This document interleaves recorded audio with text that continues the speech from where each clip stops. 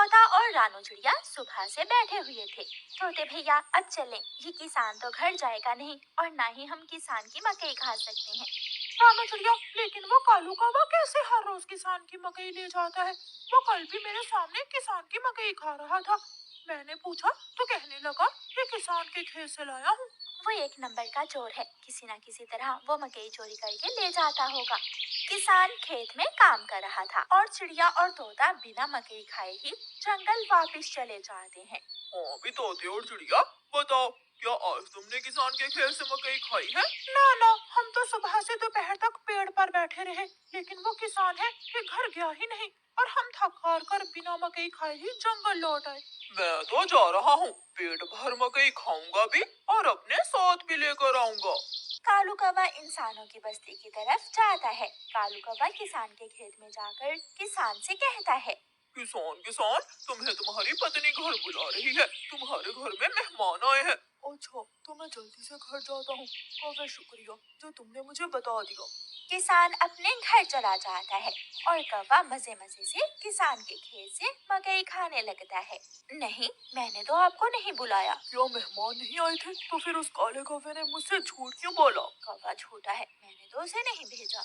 कौवा पेट भरकर मकई खाता है और कुछ मकई अपने साथ लेकर वापस जंगल लौट जाता है। कौवे कौवे, एक मकई का भुट्टा मुझे भी दे दो। ना ना, मैं तो मकई का भुट्टा किसी को नहीं दूंगा, बहुत मुश्किल से लाया हूँ मैं। कौवा चिड़िया के सामने बैठकर मकई का भुट्टा खा रहा था और चिड़िया के मुंह में पानी आ रहा था। दूसरे दिन कौवा फिर से किसान के खेत में जाता है और किसान से कहता है, किसान किसान, मैं अभी अभी तुम्हारे घर से आया हूँ, तुम्हारे बेटे को तेज बुखार है, जल्दी से घर जाओ। कौवे की बात सुनकर किसान घबरा जाता है और कुछ सोचे बिना अपने घर भाग जाता है और कौवा मजे से मकई खाने लगता है। कहाँ है मेरा मुन्ना? मुन्ना तो बाहर खेलने गया हुआ है। क्या मेरा मुन्ना ठीक है? हाँ हाँ, मुन्ना तो बिल्कुल ठीक है। तो फिर इसका मतलब आज फिर उस शरारती कौवे ने मुझसे शरारत की है। उसने मुझसे कहा कि मेरे मुन्ने को बुखार है, मैं जल्दी घर जाऊं। वो कौवा जरूर आपको घर भेजकर खेत से फसल खाता होगा। मैं कल देखूंगा वो कौवा कैसे मुझे उल्लू बनाकर मेरे खेत से मेरी फसल खाता है। कौवा जंगल जाकर बहुत खुश था। वो जो मकई अपने साथ लाया था वो तोते और कबूतर के सामने बैठकर खाता है। वाह वाह, मजा ही आ गया, ये मकई तो बहुत स्वादिष्ट है। यार कौवे, थोड़ी सी मकई मुझे भी दे दो। हाँ ठीक है, अगर तुम मेरे घर का काम कर दो तो मैं तुम्हें भी मकई दे सकता हूँ। मैं भी करूँगा, मैं भी कभी आपके घर का सारा काम करूँगा, मुझे भी मकई दे देना। ठीक है, तो फिर जल्दी से मेरे साथ आ जाओ। कौवा कबूतर और तोते को अपने घर ले जाता है। तोते, तुम जल्दी से मेरे घर की सफाई सुथराई कर दो और कबूतर तुम जल्दी से मेरे सारे बर्तन धो दो, फिर मैं तुम दोनों को मकई दूंगा।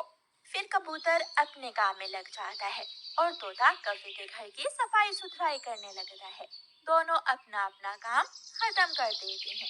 कौवे, मैंने काम कर दिया है, अब मुझे मकई दे दो। मैंने भी काम कर लिया है, मुझे भी मकई दो। कौन सी मकई? चलो भाग जाओ यहाँ से तुम दोनों, मैं तुम्हें कुछ नहीं देने वाला। तुम धोखेबाज हो, तुमने धोखे से हमसे अपना काम करवाया और अब हमें भूखे ही भेज रहे हो। कबूतर और तोता वहाँ से चले जाते हैं। कौवा हर रोज की तरह अगले दिन भी किसान को पागल बनाने के लिए किसान के खेत में चला जाता है। कौवा किसान के पास जाता है और किसान से कहता है, किसान किसान, मैं अभी अभी देख कर आया हूँ, तुम्हारी गाय जंगल की तरफ जा रही है, शायद उसकी रस्सी टूट गई होगी।